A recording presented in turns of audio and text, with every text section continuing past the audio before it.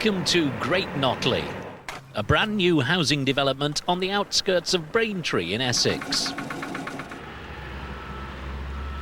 In this series, we're going behind the scenes of a major construction project to show you how it works and meet the people who are making it happen.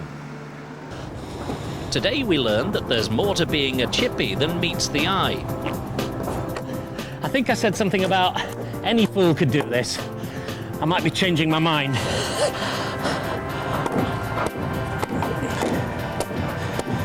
Talk to the uncrowned queen of Great Notley. I topped the pole. Simple as that. And find out why you've got to be patient to sell houses. You're really being awkward, aren't you? You're not being fair to me at all. But our story starts today in an area of the village where the houses are still a long way from completion. This is Hunter's Lodge. Eventually there'll be 22 houses here that'll be big and luxurious. But what's particularly special about them is this. They're being built by a system known as timber frame construction. Now, it used to be very popular, but then it went out of fashion. They reckon it's quicker to build like this and it's cheaper. Let's find out and ask the lads themselves.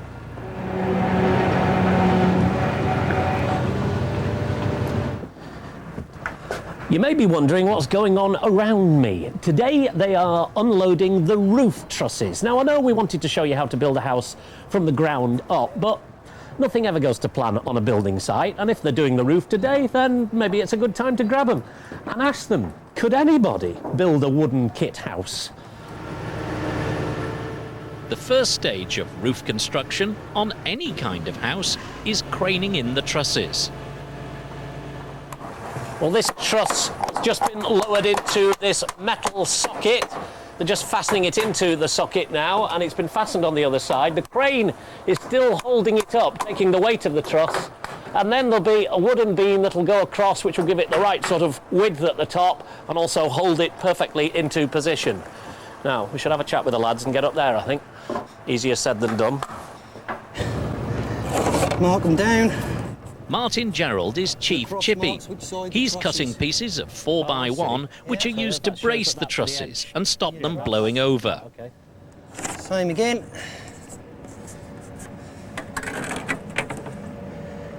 Same again on the triple. 3 crosses means it's a triple. Oh, right, I see, because it's a triple truss here. That's right. I'm with you. And then we mark all them up, cut them down there, and then we nail them in on the load points. Where are the load points? Node points are these, that point there, where these bearers come down here onto the bottom of the truss, which is the main loading points where all the weight of the truss is supported. Okay, so we're just going to knock them in on there. That's it. That does actually mean walking out on those boards, though, doesn't it? It does actually mean walking out on them 2-inch boards. Okay, well, we'll have a go. Got to get them cut first, yeah? Yeah, just finished marking them up. Timber frame houses may, in theory, be quicker and easier to put up, but it's not always true in reality. Mike Friend, the site manager at Hunter's Lodge, is still coming to terms with the fact that he's spent most of his life building houses out of bricks and mortar. I mean, this is new to you. Is it new to most of the people working on the site? It's very new to me. I'm not used to timber frame properties, so I'm learning all the time. Many of the men here have worked on timber frame properties elsewhere for various other companies, so I can learn a lot from them. I'm really here to make sure that everything goes according to plan and the quality's up to scratch. No, it's different with timber frame construction because the scaffolding goes up first. That's right. Before the house even arrives. That's right. And then a crane drops it all into the middle. That's right. It's a bit like putting up a big shed. A very big shed, yeah. And is everything here going to schedule? It's going very close to the schedule. We do have the occasional design problems because these houses are very complicated in build and they're new company. Obviously, as you build the units, you may come across a technical problem, but we've obviously got the backup in the office with the architects, an on-board architect that works for us, and he's there to solve these problems. Yes, it does tend to put you behind sometimes, but often we can catch up. One problem delaying progress is the chimney design. The flues didn't work first time and had to be rethought. It's left Mike racing to catch up lost time. Back on the roof, Martin has nearly finished trimming the braces for the roof trusses. So why do you do them just this length? Why don't you do one that runs the whole length of the roof? Because you've actually got a dormer in here. All right. And if they run right through, then they're going to be in the way of, like, the window, which will sit here, eventually sit here. All right, so you have to bring them up to the edge of the window, yeah? That's right. And the whole idea of these is to stop these from falling in on one another. Indeed it is, or falling out. Because if these went, then they would be like a pack of dominoes, Right. going straight over. Knock them all down. Knock them all down. You carry on sewing, I'll take the cut ones away.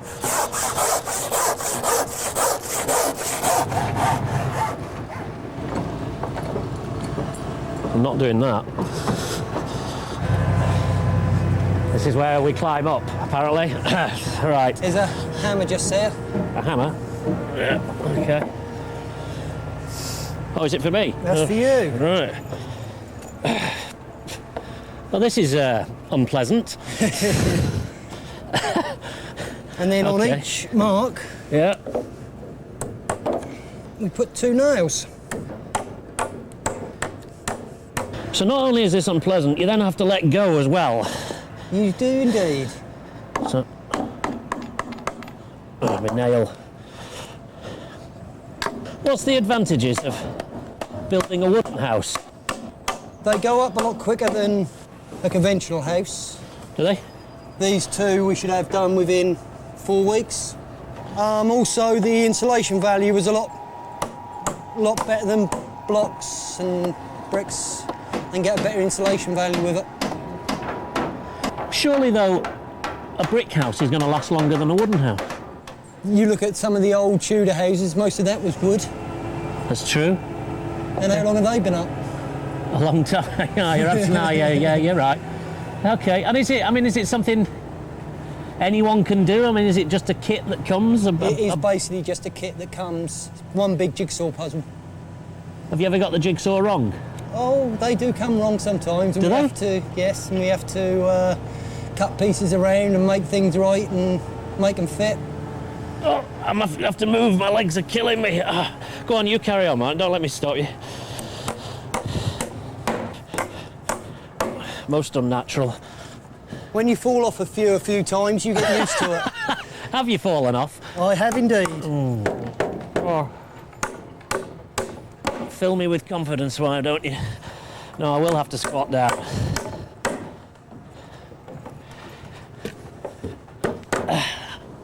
That's it. Not at all nice.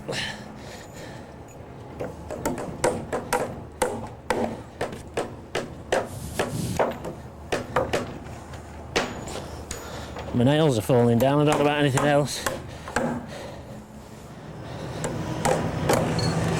You see the ease with which he walks around this roof, and I'm clinging onto everything like my life depends on it.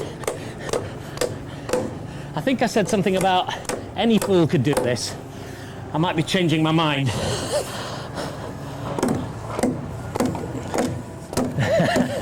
There's your nails back. I'm going to get off this roof. Don't look down.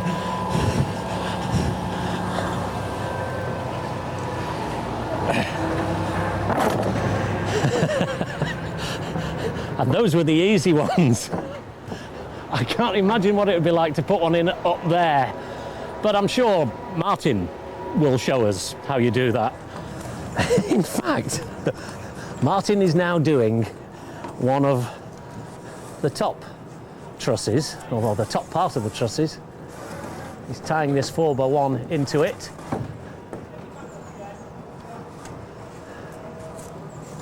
I mean, it all seems a bit wobbly to me, Martin. Does it all shape up and become completely solid? That will come completely solid once these 4x1s are in, and you also put diagonals in the trusses to stop them moving everywhere. And you're building a house in 4 weeks, you say? From the bottom plates going in to finishing the roof was about 4 weeks for these two houses. Right. Well, you're obviously in a rush, so I'll let you carry on. You carry on, and I'll go somewhere a bit safer, or maybe a lot safer.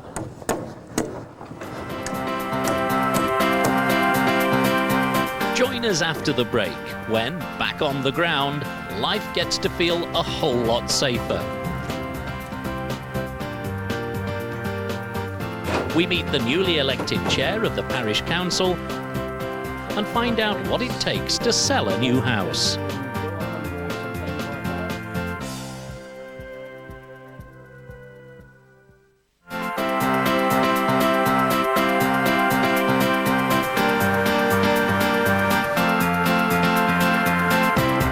Hi and welcome back to Great Notley. Now, if you've been following these programmes, you'll know that the village has just voted for its first parish council. And today, I can reveal that the person who won the most votes and is now the parish chairperson is Betty Baltrop. Is she pleased with the results? I topped the poll. Simple as that. It wasn't anything very great. The turnout was appalling. The particular problems that we have is probably because the majority of people that have moved in are people who have come from urban areas, London suburbs, and a lot of them don't even know what a parish council is, because parish councillors are for villages. And of course Great Notley is intended to be a garden village, although it has, it is becoming quite urban. The council may be brand new, but it's wasted no time in deciding what its priorities are. The top of the agenda is probably the play areas, because we have a lot of young families here, and these children are going to grow up, and they're going to be our teenagers in a decade, and we've just got to provide more facilities for them so that they've got somewhere to go, something to do within the area, and they don't end up, of course, vandalising things. As Betty and her team gear up for power, I'm going over to the Willow's Edge area of the village, where new homes continue to go up. Here they're building 88 2- to 4-bedroomed houses, some finished, some not even started. New houses are coming up from the ground almost weekly. Now, if you're going to build houses, you've also got to sell them. These are the show houses on this development. These actually are going to be their garages, but at the moment they are the sales centre. And inside, a member of the sales team is waiting for me.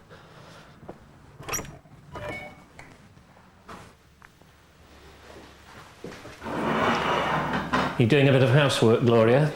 Yes, just tidying up the show houses. We have to keep them all nice and presentable, Gloria Smith has been selling houses for, what, 20 years? Something like that? Best part of, yeah. How many would you sell a week? Hopefully loads. I mean, this is what, a £200,000 plus house? That's right. So how many of these would you flog in a week? Well, at a weekend, on average, we would expect to sell, say, 4 or 5 plots at a Would you? weekend. Yes. Blimey. Hopefully, yes. Okay. You're going to sell to me now. Okay. I want, not this house, I want you to show me another house, all right? Right. Hope you brought your checkbook. Of course I have. So what are you going to show me here, Gloria? Right, this house I'm taking you into is a 3-bedroom end of terrace, Yeah? and it's got an attached garage, and we've built over the garage with a dressing area, second bathroom, complete second bathroom suite, and wardrobes. Let's have a look then.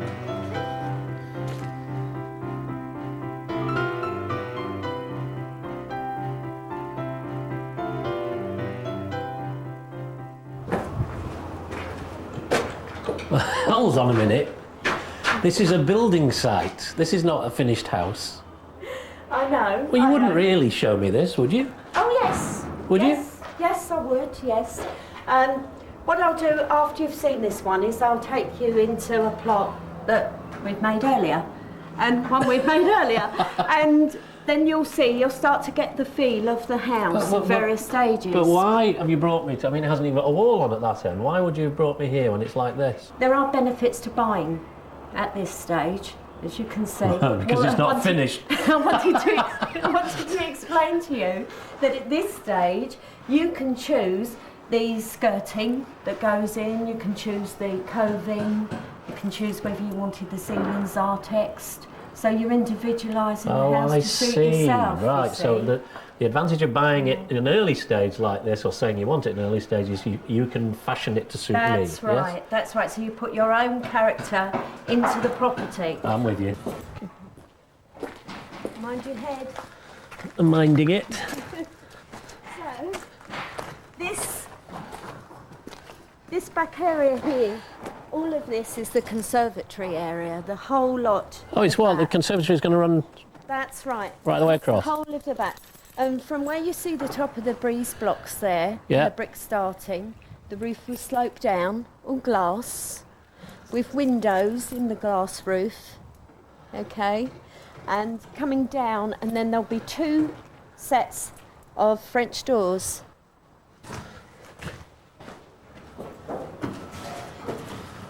Mind the stairs as you come up. Oh, this is worse still. I mean, it's just it's a few bits of wood. How do you visualise what this is going to look like? Right, I'm going to describe it to you.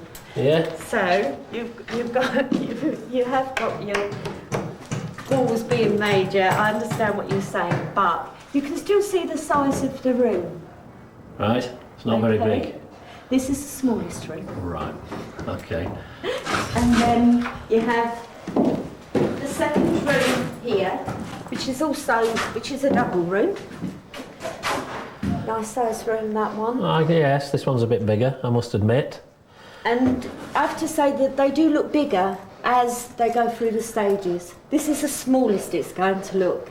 And then when the walls are in and they start to get painted, the house seems to grow.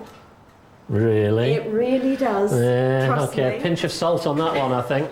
Bathroom situated at the front with that lovely arched window. Yeah. Go on then. Show me the There in best the bit. cupboard. This is the main bedroom. Now bearing in mind that this is just for the bed, because you walk through here. There's an extra room. You're into your bonus There is. rooms, aren't you? That's right. One the step. So this is the dressing area. So there'll be a radiator, if you can imagine a radiator Yeah. here. Then it's designed so that, as standard, we would put fitted wardrobes across here. But if you wanted, I don't know, when I take you into the options centre afterwards, there might be some, you might decide from the things that we've got in there that you don't want one. So in the options centre, I can look at all sorts of different ways of doing it. You can. Is it sold? This one is, yes. It is. All right, well, we'll have to go to the options room then and have a look at what else you've got.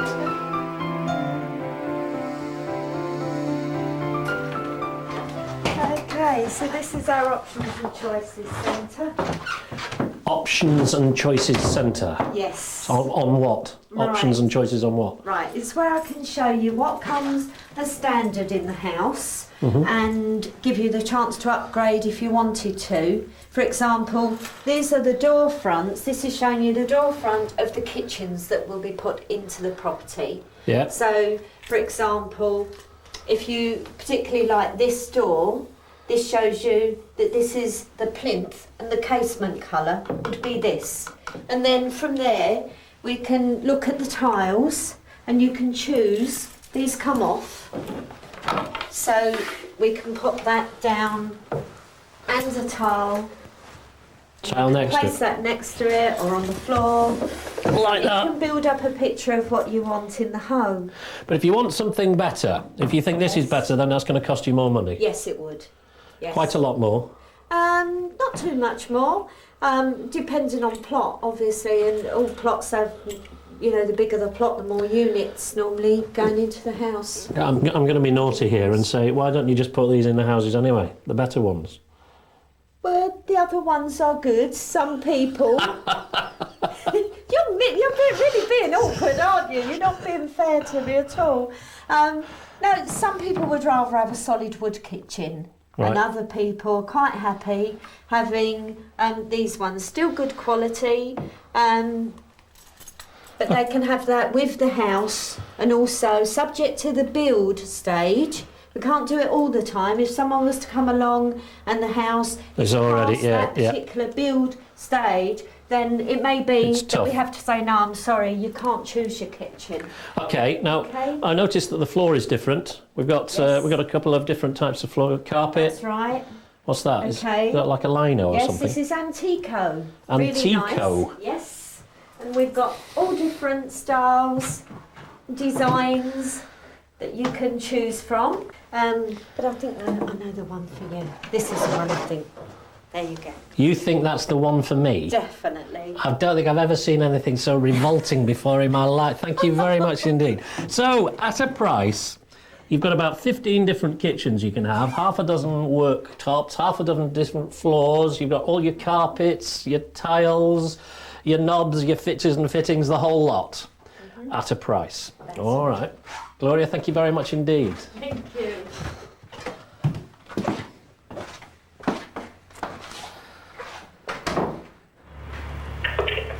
Well, perhaps I've been a bit mean to Gloria, but I'm sure she's well used to awkward customers like me. And if the house she showed me is sold, there are hundreds more still under construction and about to come on the market. Join us next time when we learn more about the unsung tricks of bricklaying and visit one of Britain's first environmentally friendly schools.